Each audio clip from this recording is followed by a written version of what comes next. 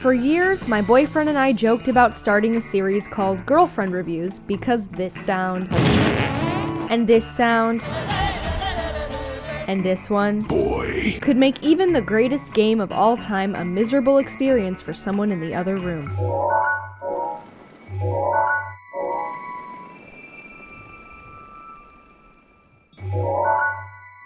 However, it wasn't until our relationship endured its first Rockstar release that we truly understood how much gaming could affect non-gamers, and decided that finally giving them a critical voice in this industry was so stupid it just might work. Thus, a video called Should Your Boyfriend Play Red Dead Redemption 2 was born. To recap, I thought it was a loud, violent, and beautiful Bob Ross painting that made my boyfriend talk like a cowboy. I was mad he came to bed late, and he literally looked at me, tipped an imaginary hat, and said, "You're alright, girl." Since then, this ridiculous idea has become our entire lives, and after thousands of hours of video games, I've learned so much from not playing them. Instead of just complaining about the sounds they make or the gore they splatter, I now consider them mankind's ultimate form of art while complaining about those things. That's why my boyfriend convinced me to take a second look at the game that started it all. So, this isn't a review of what it's like to live with someone who plays Red Dead Redemption 2. This is a review of what it's like to live with someone who plays Red Dead Redemption 2 again. Big thanks to Skillshare for sponsoring this video. In my initial review, I said the voice acting and story were pretty good. So I almost kind of feel like I watched or listened to like a really good Netflix show. But you can tell by my voice how little I appreciated that, as if I assumed this level of quality was common in video games. It's not. There's another heart inside mine. Huh? And often when a big budget AAA game does have well-written, well-performed characters that rival Hollywood, someone who isn't interacting with the world and narrative themselves can get lost in the plot. First, you need to cut off my head.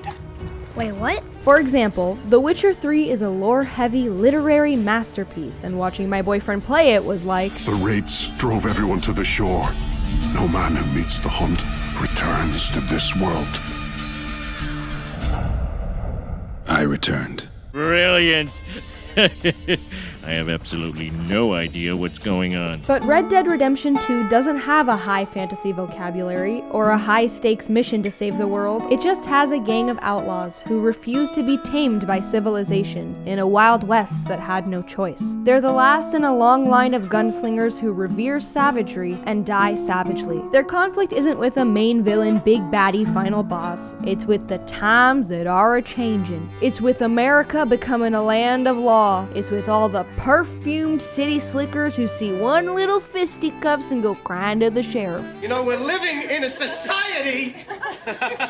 We're supposed to act in a civilized way. This small-scale, down-to-earth existential struggle, expressed through a perfectly cast group of 19th century desperados, makes Red Dead 2 the most accessible video game story that I've experienced as a backseat gamer. Unfortunately, only about 10 of the 100 hours my boyfriend put into his first playthrough actually progressed the story, while the other 90 were filled with some of the most boring shit I've ever seen. Are you bored already, Arthur? Activities like having a sit, reading his diary, and spending entire weekends hunting for perfect pelts so he could craft the perfect purse. He'd promised that after tracking one more cougar we could continue the main quest, but one more cougar could easily mean 4 more hours of this. Kitty, kitty, kitty, come kitty!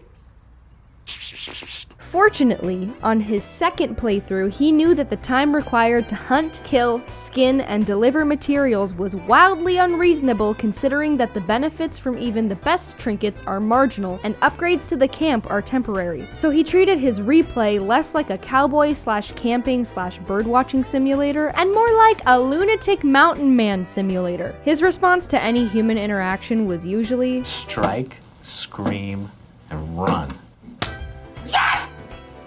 You might remember when I said, also the game like makes you do bad things and be an outlaw, and my boyfriend doesn't like being a bad person in video games. Well, apparently that was a f***ing lie. Oh my god. What's your problem? I thought you were gonna be a good boy. He just saves the low honor side of morality mechanics for if he plays a game twice, because a second go around isn't as immersive. So to keep it interesting, he becomes the devil incarnate. Oh jeez, what are you doing? I'm just being a jerk. Why? That's enough, You ruined it. I don't care. He would have come with you, Listen, I bet. it's the Wild West, and these guys got him dressed in Ninja Turtle PJs. He's You not. ruined He's it. not in good hands. At first it was disturbing, and every time he acted like a sadistic weirdo, This is what you do in the Wild West. oh god, please don't. Oh, Baby! It resulted in a big argument about his playstyle, like, Calm down. What you mean calm down? Those were people you shot. You making me nervous. You making me think that you gonna snitch. Now, you're not gonna snitch, right? Oh, man, come on now. I ain't no snitch. it started to feel like my boyfriend was the villain in a slasher flick, where every encounter with an unsuspecting character had me on the edge of my seat, hoping they wouldn't say anything to provoke him. Let me give you some advice. Get the hell out of my house! Run, bitch, run for your life. Get in here. But they never got away. And their deaths were pretty funny, actually. World must I go on? Cruel world, I'm moving on. I've been living too fast, and I've been living too wrong. I'ma be honest, Arthur Morgan, the selfless, considerate gentleman, is decisively not as fun to watch as Arthur Morgan, the mentally deranged bully. Leave me alone!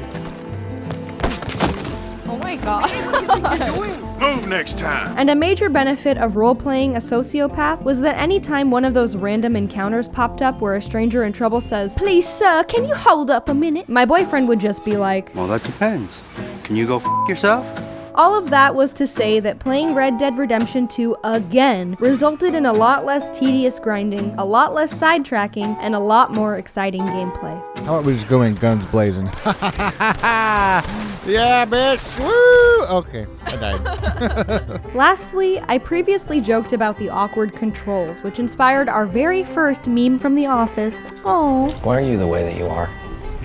Honestly, every time I try to do something fun or exciting, you make it not that way. Well, a year later, Rockstar still sees no potential risks in having Ride Pony be the same button as Choke Lady. What? I didn't do this. Oh my god! Okay, well, I guess since I started it. And on the recent PC release, things are even worse. So please enjoy this game design tutorial called How to Punish Players for Making Perfectly Reasonable Inputs. Number 1. If a player is sprinting on horseback, they're gonna want to steer it left or right by pressing move left or move right, and that is perfectly reasonable. So instead, program even the slightest tug on the reins to put the horse in a suicidal frenzy. Oh, what the hell? I didn't do that. Number 2. A good map is essential in open world games, and players will want to create waypoints by clicking where they want to go, which is perfectly reasonable. So instead, make it feel like a frustrating round of pin the tail on the donkey. All right, let's do this. What the fuck was that, dude? Okay. Oh my god. What in the frickin'... What the hell? Number 3. The waypoints will often be very far away, and the player will want to use the built-in auto-travel for convenience sake. That sounds perfectly reasonable, so instead, program everyone on the road to have absolutely zero spatial awareness, causing tons of horrible accidents. And number 4. The player expects their character to remain a functioning human at all times, and that is perfectly reasonable. So instead, randomly swap their AI with a pickerels to induce confused flopping. Whoa. What the... In conclusion, thanks to a year of video game education and a less boring, more sadistic approach to gameplay, living with someone who plays Red Dead Redemption 2 again was a vastly improved experience. I've come away with a better understanding of its place, not just in the video game industry, but in the entertainment industry at large. I'll risk being accused of hyperbole by saying it's one of the most impressive pieces of media in history. However, I can say with confidence that at the very least, amongst the games I've observed, Red Dead Redemption 2 is a certified GOAT.